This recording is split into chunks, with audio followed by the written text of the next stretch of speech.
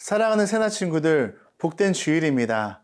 묵상을 통해 하나님의 진리를 깨닫고 진리 안에 힘을 얻는 시간이 되길 축복합니다. 여러분과 말씀을 나눌 최성규 목사입니다. 지옥 훈련이란 표현이 있죠.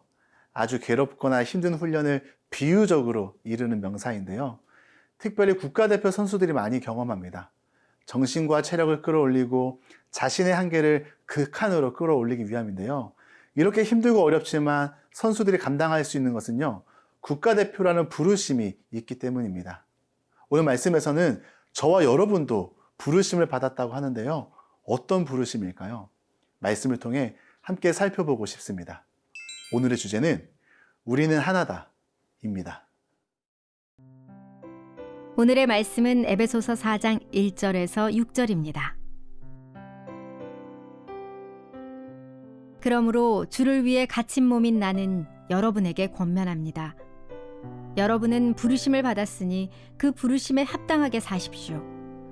온전히 겸손하고 온유하게 행동하고 오래 참음으로 행동하되 사랑 가운데 서로 용납하고 화평에 매는 줄로 성령께서 하나 되게 하신 것을 힘써 지키십시오. 여러분이 부르심의 한 소망 안에서 부르심을 받은 것과 같이 몸도 하나요, 성령도 하나이며 주도 하나요, 믿음도 하나요, 세례도 하나요, 하나님도 한 분이시니 곧 만유의 아버지이십니다. 하나님은 모든 것 위에 계시고 모든 것을 통해 계시고 모든 것 안에 계십니다. 1절 말씀 함께 읽겠습니다. 그러므로 주를 위해 갇힌 몸인 나는 여러분에게 권면합니다. 여러분은 부르심을 받았으니 그 부르심에 합당하게 사십시오. 그러므로 라는 단어로 시작합니다. 에베소서 3장까지는 하나님께서 우리에게 베푸신 은혜, 우리를 향한 하나님의 계획들을 다루었는데요. 이제 4장에서는 그러므로 라는 단어로 새로운 전환이 시작됩니다. 바로 은혜를 경험하고 하나님의 은혜의 경륜 안에 있는 우리가 어떻게 살아야 하는가, 실천적인 면에 대해서 도전하고 있습니다. 오늘 저와 여러분은 부르심을 받은 사람입니다. 그 부르심은 무엇인가요?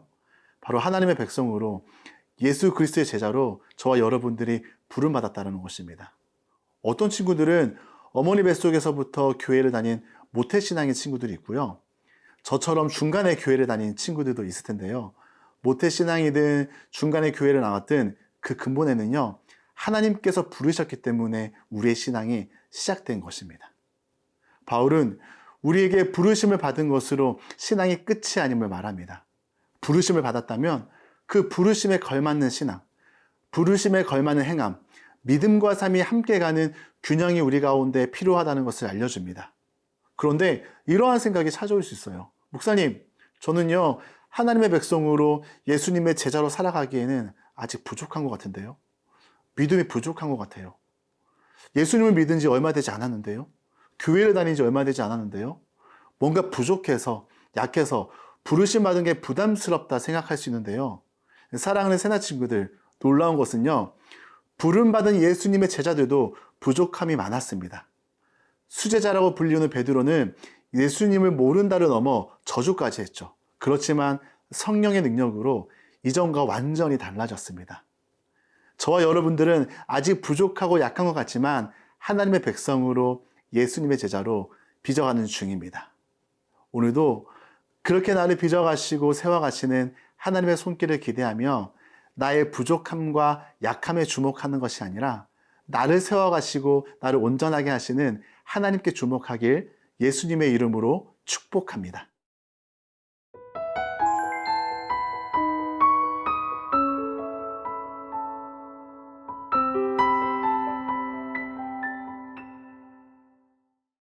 하나님이 우리를 부르셨습니다. 놀라운 것은 하나님의 자녀로 예수님의 제자라는 개인적인 부르심도 있지만 공동체로서 부르심도 받았습니다.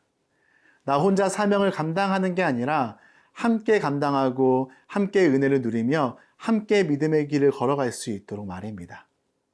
그런데 이 공동체를 생각해 보면요, 내가 좋아하고 나랑 코드가 잘 맞고 마음에 맞는 사람들만 있는 것은 아닙니다.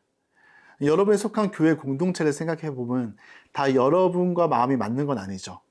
어쩌면요, 내가 원하지 않는 사람들과 함께 공동체가 된 사람들도 있을 거예요. 여기서 우리가 기억할 것은 무엇이냐? 내가 원하지 않는 사람이지만 그들 또한 하나님이 부르셨다는 거예요. 하나님의 부르심으로 한 공동체가 된 건데요. 당시 유대인들은 이방인들과 함께 공동체를 이루고 싶지 않았습니다. 이방인들도 마찬가지 입장이죠. 그러나 바울은 이방인의 유대인들이 서로 구별 없이 그리스도의 몸으로 한 성령 안에서 한 몸을 이루는 부르심을 받았기 때문에 부르심에 합당하게 생활할 것을 도전합니다. 서로 다른 문화와 배경을 가진 사람들, 서로 생각이 다른 사람들이 어떻게 하나가 될 수 있었을까요? 우리 2절에서 3절 말씀 함께 읽겠습니다. 온전히 겸손하고 온유하게 행동하고 오래 참음으로 행동하되 사랑 가운데 서로 용납하고 화평에 매는 줄로 성령께서 하나 되게 하신 것을 힘써 지키십시오. 하나됨을 위해 5가지 태도를 말합니다. 겸손, 온유, 오래 참음, 용납하는 것, 화평입니다. 겸손으로 시작하여 화평으로 끝나죠. 겸손은요, 마음을 낮은 곳에 두는 것입니다. 그 다음은 온유인데요. 온유하면 따뜻하고 친절함을 생각할 수 있는데 처음부터 부드러운 것이 아닙니다. 거친 야생마가 길들여진 걸 말할 때 사용합니다. 오래 참음은 성급하게 움직이지 않고 기다립니다. 용납이란 뜻은 상대방에게 시간을 주고 여지를 주고 기다려주는 거예요. 약한 모습을 바로 지적하는 게 아니라 있는 모습 그대로 받아들이는 거죠. 화평은요, 이러한 4가지의 태도가 갖춰질 때에 이루어질 수 있게 됩니다. 사랑하는 새나 친구들, 하나님은 우리를 공동체로 부르셨습니다. 부르심으로 끝나는 것이 아니라 부르심을 받은 공동체 안에서 합당하게 살라고 도전하죠. 하나됨을 위한 5가지 태도를 기억하면서 하나하나씩 내 삶에 실천해 봄으로써 여러분의 속한 공동체가 하나가 되며 하나됨을 만들어가는 우리 새나 친구들이 되길 축복합니다. 사랑하는 주님, 우리를 하나님의 자녀로 하나님 백성의 공동체로 불러주셔서 감사합니다. 부르심을 기억하며 부르심에 합당한 삶을 살기 원합니다. 우리 안에 겸손과 온유, 오래 참음과 용납하는 것, 화평의 태도를 가짐으로 하나됨을 만들어가며 공동체를 세워가도록 도와주세요. 예수님의 이름으로 기도드립니다. 아멘.